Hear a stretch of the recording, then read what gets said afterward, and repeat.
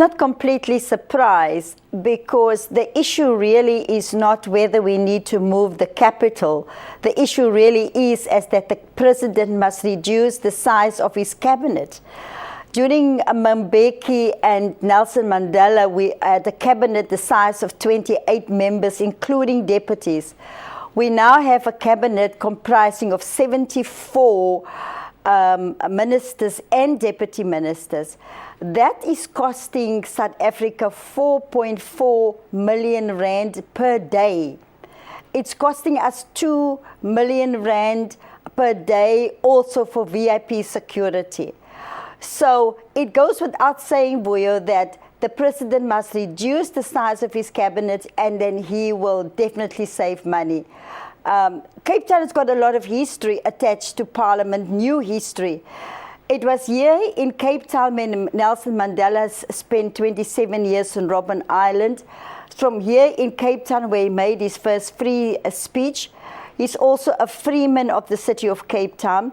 It's here in Cape Town where we adopted the first constitution on the 8th of May 1996. But we don't need to have a parliament, with due respect, to commemorate those events, do we? No, I'm not saying that we need a parliament. I'm saying there's a lot of history attached to Cape Town. But also, Vuyo, we have got 3 parliamentary villages for 400 members of parliament that is being maintained and serviced by a parliament. So they've got houses already. If you move parliament, then you have to find and build new parliamentary villages. The president was complaining about ministers and what they have to spend on ministers to have houses both in Cape Town and in Pretoria. So therein lies the answer to the president. But assuming you are correct, yes. Why does it have to be one or the other? In other words, why can't both points be made? That perhaps the president needs to reduce the number of members of executive that is got, but at the same time entertain the idea, which it must be said is a plausible one, that we need to have one capital, not 2. But Vuyo, the fact of the matter is here, executive members and cabinet members serve the country on a national basis. Members of parliament, it's a national parliament. So it doesn't matter really where you put parliament. There will still be travel. There will still be 2 homes. The case that we are making is that currently we have homes that were built for members of parliament. We have homes that were built for ministers in the city of Cape Town. So if you keep it here in Cape Town, it goes without saying that you're going to save more money than taking it to Pretoria, having to build a new parliament, having to build new offices for the executive. But the executive must also learn that you've got a technology today. You don't need to travel with trunks from Pretoria with brown files anymore. You can simply just have all your stuff on a computer. And so really, government must become more efficient and effective and cut down on all the fat. And the same arguments can be made against Cape Town.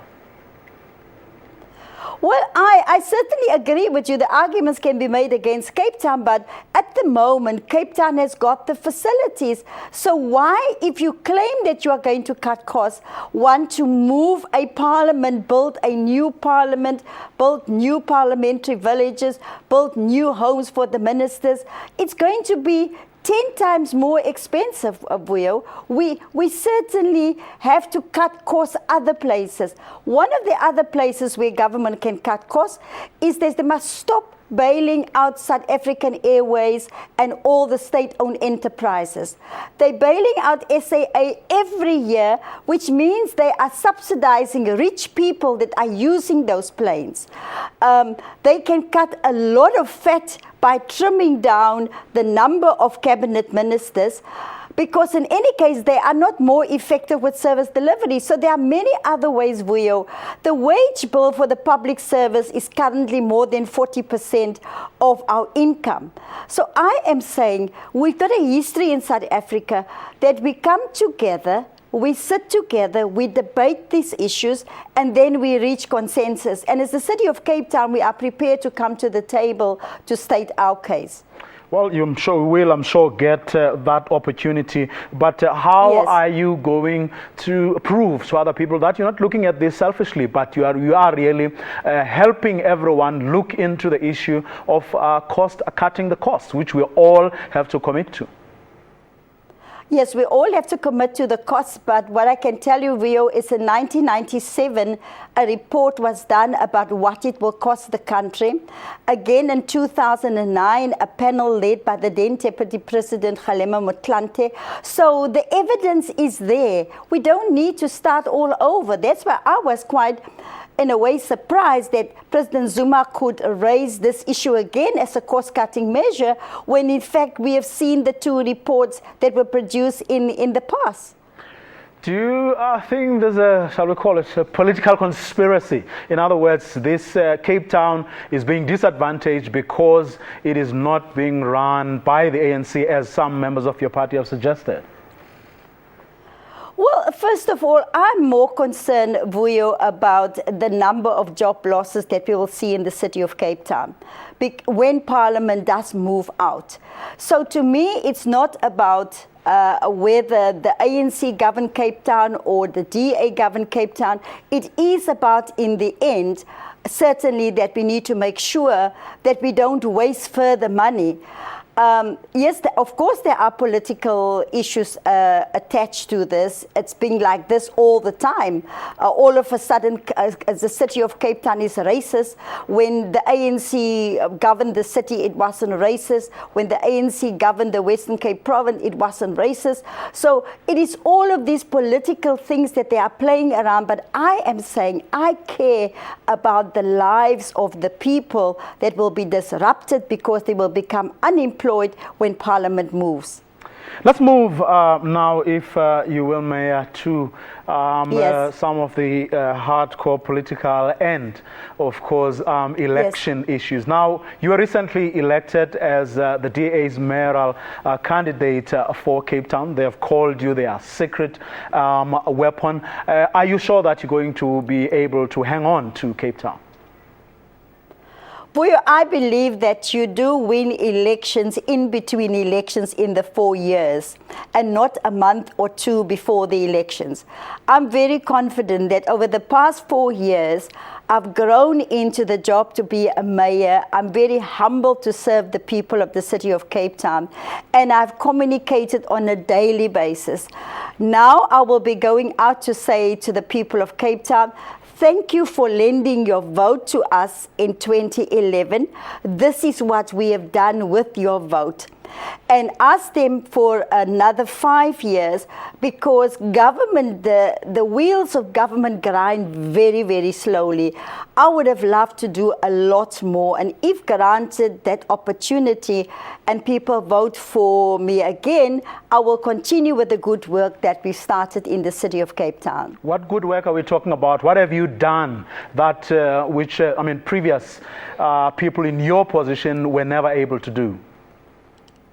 Well, about 6 months ago, a National Treasury had issued a statement to say that the best package of services to the poor come from the city of Cape Town.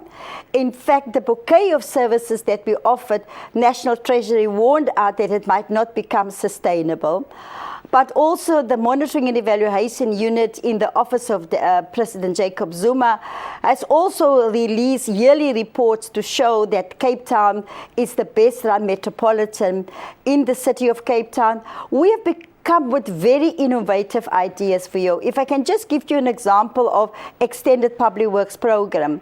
We received a prize from national government for creating the most jobs last year. We only received 20 million rand from national government to create the EPWP jobs. We then add another 120 million rand and don't only use EPWP jobs for cleaning and that. We use it to employ and train women to to repair potholes. We use the money to train home-based carers to look after the elderly. We employ more than 2,000 people to clean our rivers. So that has been a very innovative project of EPWP that I'm very proud of. And we're also the only city in the country that are providing services to backyarders. And really, there's still a lot to be done. I will be the first to admit, and therefore I will be asking for a second term.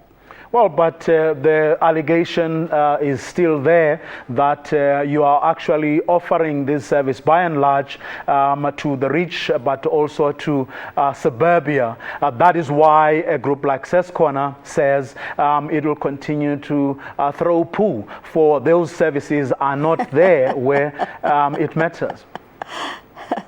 They are talking absolute rubbish. You know, who will be so stupid to take government money and go and give it to rich people? In fact, the opposite is true. We charge all of those rich people to pay rates to us. We then take those rates and then we cross-subsidize services to the poor. The only thing that the people want the rich people want in their areas, they want to make sure that the streets are clean, that there are no potholes in their roads, and those are the services that we provide to everyone. So it is those Johnny-come-latelys who have not been involved in the struggle against apartheid. You know, those revolutionaries that joined the struggle after the 2nd of February 1990.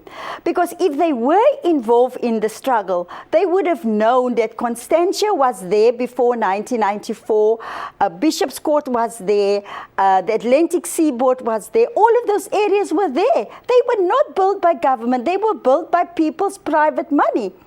And if you go to the deeds office today and you go and see how many people from Johannesburg, from all over the country have bought houses in Cape Town, it will show you that people come here because we provide the best service. Well, I mean, the assertion is that you have to dig deep into your taxpayers' coffers to make sure that those people in Constantia are very, very happy, and some people would take it even further to say, to make sure that they remain as racist as some of them are alleged to be. You know, I can't believe that in this day and age that people could be so stupid to think that and even repeat a statement like that. Because that's based on the assumption that it's only white people that live in Constantia and Bishop's Court and all of that. You must find some time and do research and go and look at the title deeds of people in the city of Cape Town. You can see how, especially in the high upper market, how integrated Cape Town is, because people can afford to buy houses there. But is it really, Cape Town really integrated? I'm challenging anybody anywhere in the country that can come with any evidence to show that we are spending more in the rich areas than in the poorer areas. Because I can give you the proof that we are spending 67% of our budget on the poor every year. For you, and it's not me who's saying that. It's the Office of President Jacob Zuma. It's the Office of Treasury. It is other organizations who are measuring us that came to that conclusion. We are the best in the country. And so, because people are jealous, they fabricate the myth that, one, we are racist, two, that we are not giving services to the poor people, when in fact the proof is there. When you again in Cape Town, please, let's go around and let's make a comparison, and then you can see what I'm talking about. Well, one thing that is not fabricated is Paul Harting awarding himself 70 million rands worth of contracts to himself, to his wife, and to his alleged girlfriend. Yes, definitely. But the thing here, Vuyo, is that because of the systems that we have put in place, we were able to catch Harting. We got all the evidence together, and then we moved and we acted and we got him to be arrested, and he's now out on bail with his wife and with his girlfriend. We did it ourselves. It wasn't, somebody that discovered it. Just in the last financial year, we fired people for corruption. We fired more than 400 people in the city. And we've got a special ethics office that teach our employees every day that to steal is not worth the while. When you lose your job, you lose everything. So I'm proud to say that as the City of Cape Town, we caught Paul Hatting ourselves and nobody else. But what took you so long, and for a municipality that says it is the one that always shows everyone how to do it, how could this guy get away with it for so long, and living a life that he clearly could not afford on the salary that he was earning, driving around in an expensive car, buying properties? Why did it take so long for you to catch him? If your systems are so good. These crooks are always one up for all of us. But we caught him in the end. And because our systems caught him. There's also another point, Vuyo. We rely on our employees to be honest, and they have to make a declaration if they are doing business with the city, that this is your wife or this is your sister or your daughter. He failed to make those declarations, and therefore we had not picked it up. But when we started investigating, we then found out, one, that he failed to declare, and secondly, he was part of the committee that made sure that, in fact, the business was diverted to his companies. So no hurting and no amount of canvassing by other political parties, including the ANC, will stop the DA's runaway train. No, I will never, ever take the voters for granted. I am going out there, like I've been doing for the past year, on a daily basis, to say to the voters, this is what we are busy with, this is what we are doing.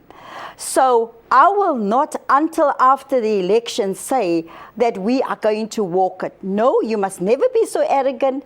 You must never try and undermine the intelligence of the voters like the ANC is trying to do. The voters have got a lot more intelligence than the ANC, because I will never undermine their intelligence, because they know exactly what they want. They will vote for a party that can put a plan before them, that they can see that that plan will in fact help them to improve their own lives.